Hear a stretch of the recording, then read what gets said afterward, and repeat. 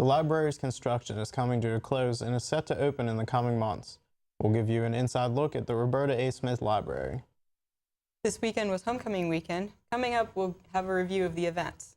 Also, the Athletic Hall of Fame inductees were enshrined. Stay tuned for all that and more here on the Muskie Daily.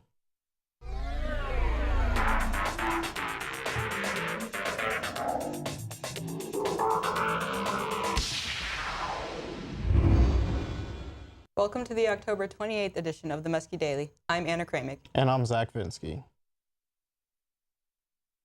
Muskegon University's volleyball team is without its head coach following a first-degree misdemeanor assault charge. Coach Elizabeth Zeha is accused of throwing a water bottle and striking the side of a player's face during a film review session. According to police reports, members of the team took their shoes off, and when one made a comment about being able to smell her own feet, that's when Zeha threw the water bottle. Zeha has since been placed on unpaid administrative leave as the investigation is ongoing. She is set to appear in New Concord Mayor's Court on November 9th. Head softball coach Carrie Winters is currently serving as the interim head volleyball coach. A few months ago, the presidential search for Muskegon University started and is now in the process of collecting names of possible candidates. There has been an official announcement posted on the Muskegon University presidential search page to start collecting names of people who are interested in the position. Some possible candidates have been suggested already and are currently being talked to. Chairman of Board of Trustees Hal Burlingame has more on the presidential search. And we announced to the world we're now looking for a new president. Okay. Let us know if you are interested, or let us know if you know someone who you think we should be talking to. The search for a new president will continue until the search committee feels comfortable with the candidate who best fits Muskegon is found.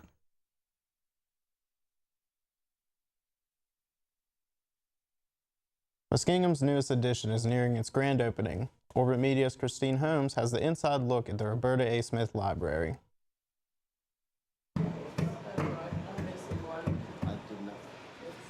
Muskegon University's latest project was on display for all to see during the October 23rd dedication of the Roberta A. Smith Library. Students, staff, faculty, and alumni had the opportunity to set foot in the new building over homecoming weekend. There will of course be traditional books, newspapers, and magazines, but the Roberta A. Smith Library is also part of the digital age. The library is designed to be open for collaboration. It features several stations for students to plug in and use technology to study and work on projects. Again, a center for the academic, the social, and totally supported everywhere by technology. You cannot sit down and not be able to plug in. The architecture inside the building includes the Colloquium Center, featuring a 1,500 square foot glass wall and fireplace. The alumni stairs are the stairs from the original library. Splitting the library in half is the grand staircase. On this side of me, you have the new part of the library, while on the other side, you have the renovated version. Also new to the library is the Education Department, which will be moving into the library and taking advantage of its 7 classrooms next semester. The Roberta A. Smith Library is slated to officially open for the start of the spring semester in January 2016. For Orbit Media News, I'm Christine Holmes. University was full of events celebrating homecoming over the weekend. The Roberta A. Smith Library dedication took place Friday afternoon, followed by varsity review. Saturday started off with the 5K fun run. The annual parade started at noon along with a luncheon on the East Lawn. The homecoming football game kicked off at 1:30 against Ohio Northern University. The East Lawn was full of different activities like a mini golf course and a tent for alumni to gather. The annual Hall of Fame induction took place as well, where 5 former Muskegon athletes were inducted. This weekend's festivities included an annual Athletic Hall of Fame induction. This year's class includes 5 people who played at Muskegon. During homecoming, one of many annual events is the Hall of Fame induction. The induction includes a ceremony and breakfast in the rec center. This year's 5 inductees were Jack Lofstrom, Jeff Haycock, Heather Shingery, Wade Chapman, and Jessica Gates-Grandy. Muskegon University Athletic Director Larry Shank presented each of the inductees with a plaque honoring their accomplishments in the sports they participated in. They each look back here on their time at Muskingum. Wade Chapman was a 4-year letter winner in wrestling and a 2-time NCAA Division III Scholar All-American. Bus trips were very memorable. Hanging out with the guys was always a good time. We had a real tight bond. Shingary was a 2-time first-team All-Region honoree and named to the NCAA World Series All-Tournament team in '98. One of my other big moments was probably the furthest home run I hit. I don't know the actual measurements or not. Was it Ohio Northern? You know, Coach Newberry always got so excited and everything else when you hit a home run. Lostrom was a 2-time All-OAC first team and a team captain for football in '56 and '57. A lot of fun, which I pointed out in my acceptance speech, was the fact that Muskie gave us the opportunity. There was no scholarship, so we were playing the sport because we loved the sport. Grandy was a 3-time All-OAC honoree, ranking 5th all-time in points scored in women's basketball with 1,451. We were playing Capital, and there were 3 seconds left, and we were down by 1, and they got me the ball, and I shot it, and we won. And finally, Haycock was a defensive MVP for the football team back in '75 and served as head coach for 26 years, ranking 11th all-time in the history of the OAC in career wins. Well, I think you remember the relationships that you have, and it's hard to pick out or individualize anyone when it's 26 years. There's hundreds and hundreds of athletes, but just the opportunity to work with young people in a special place like Muskingum and watching them progress and develop. The inductees were also honored at halftime during the football game against Ohio Northern last Saturday. For Orbit Media News, I'm Marty Kurtz. Coming up next, a South Carolina officer is relieved of duty following a brutality incident involving a high school student. After that, we'll take a look at the weather forecast for New Concord and the surrounding areas. We have the music. We have the cameras. We have the talent. Orbit Media, where the magic happens. On the story. On the quad. On the scene. This is the Muskie Daily.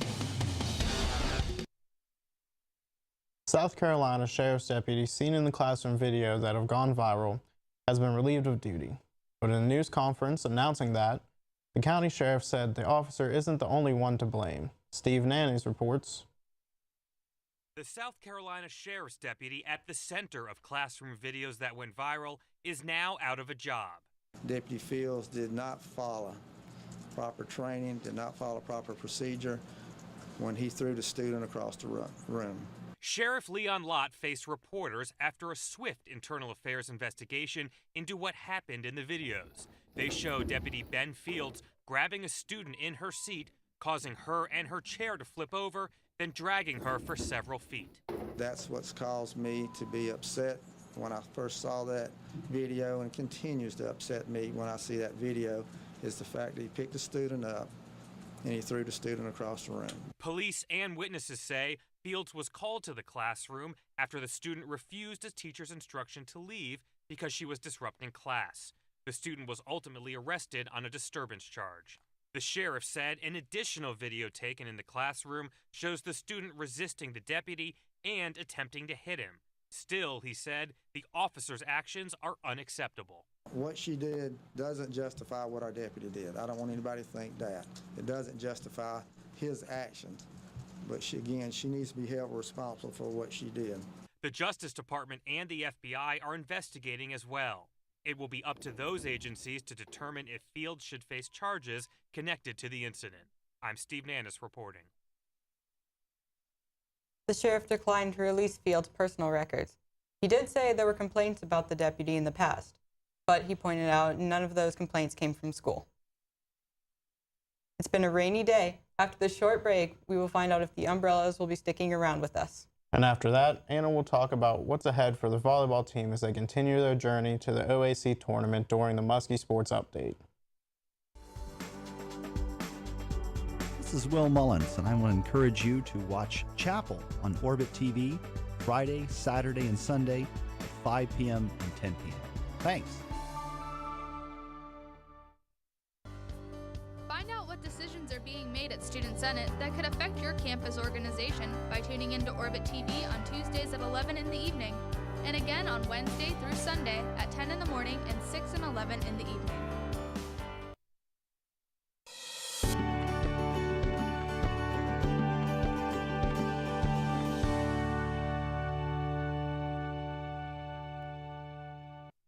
The rain is going to continue into tonight with a chance of showers and a low of around 47. Things are going to brighten up tomorrow. You can expect mostly sunny skies with a high near 55. And for tomorrow night, partly cloudy skies and a low of 38 degrees. Now here's a look at your extended forecast. Stick around because sports is up next.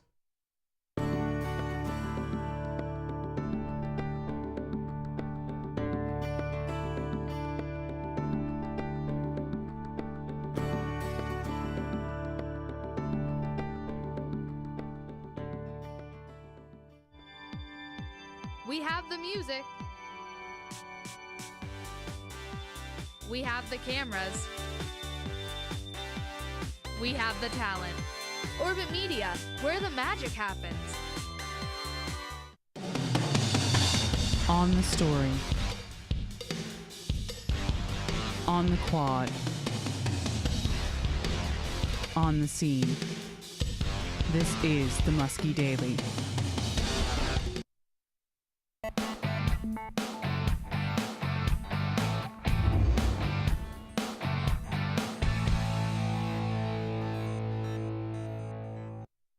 The Fighting Muskies took on the Quakers of Wilmington on senior night in an OAC battle of women's soccer on Tuesday. Muskingum honored their 4 seniors before the game. Wilmington won 4-0 and scored their 4th goal a few minutes before the scoreboard and a stadium light ran out of power. Muskingum next plays at John Carroll on Saturday. With Tuesday night's volleyball victory over Wilmington, the Fighting Muskies now find themselves in a tie for 3rd place in the Ohio Athletic Conference with Baldwin-Wallace and John Carroll. The top 4 teams at the end of the regular season host the first round of the tournament. The Yellow Jackets hold the tiebreaker over both teams with head-to-head wins and play struggling Capital Saturday while the Muskies and Blue Streaks face off in the Rec Center. With a win, the Muskies automatically clinch the 4th seed in the tournament. To move up to 3rd place, the Muskies would need to win and for Capital to upset Baldwin-Wallace. Muskingum's men's soccer travels to Wilmington College tomorrow night to take on the Quakers in an OAC battle. The Fighting Muskies look to earn their 5th win on the year and their 2nd conference win. Kickoff is set for 7 p.m. That's it for sports. Up next on the Muskie Daily, a look at this week's campus events.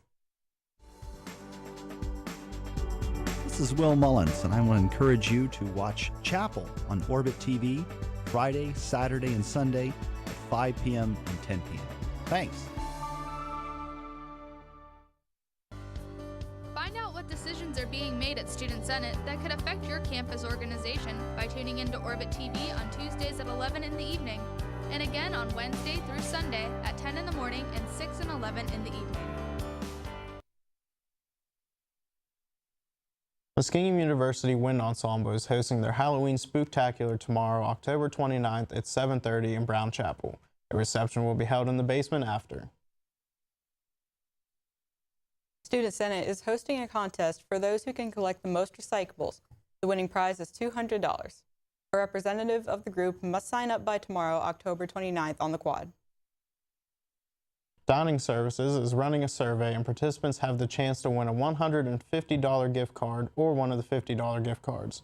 The window closes November 6th.